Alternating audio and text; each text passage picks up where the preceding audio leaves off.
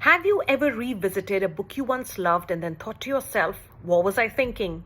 Well, that's exactly what I experienced when I started to reread 100 Years of Solitude by Colombian author Gabriel García Márquez. I loved this book in my 20s, but my current self cannot believe all the red flags I completely missed along the plot. Stay with me as I take you through this Nobel Prize-winning author and his bag full of magic and some seriously questionable realism. Published in 1967, this book put Latin American literature on the map and decentralized Europe as the heart of new writing. It even got Márquez the Nobel Prize in Literature in 1982. Legend has it that Márquez was traveling with his family on a vacation once and decided to abruptly turn the car around. He told his wife to take care of the family and its expenses as he dived into writing this book for the next 18 months. While you go through this book, you've got to be cognizant of the fact that this, in fact, is a period piece that has not aged well. It was written in the 1960s in Latin America and has its fair share of gender stereotypes, misogyny, pedophilia, and even marital rape.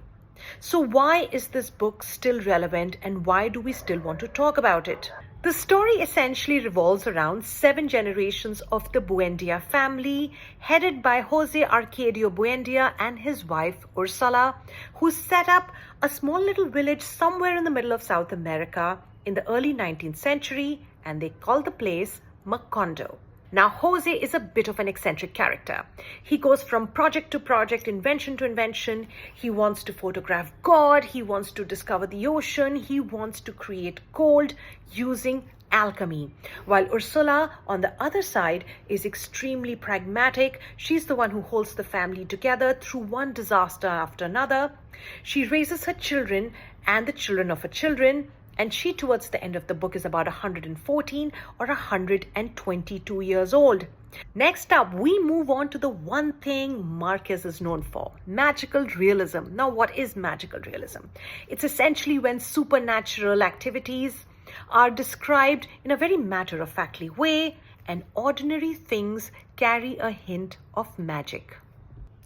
Macondo is the place where Márquez spins his magic. There's a priest here who levitates each time he has hot chocolate. There is Remedios the Beautiful, who's so pristine and pure that she actually ascends into heaven while doing laundry.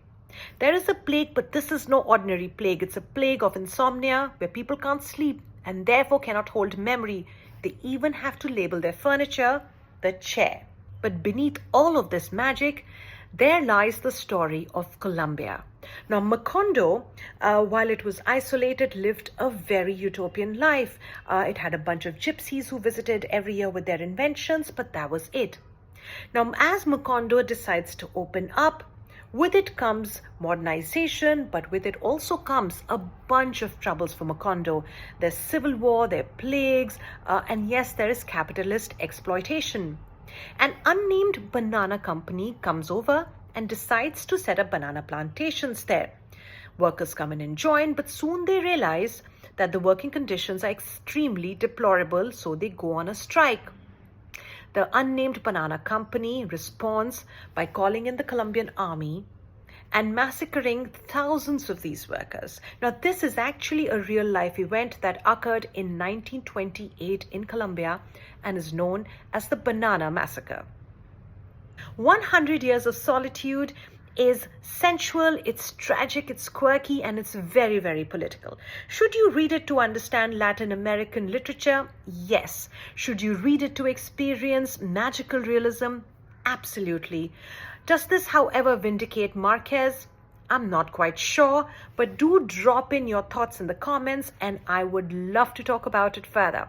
Thank you for watching this week's episode of the Frenzied Book Lovers podcast. Have a good week.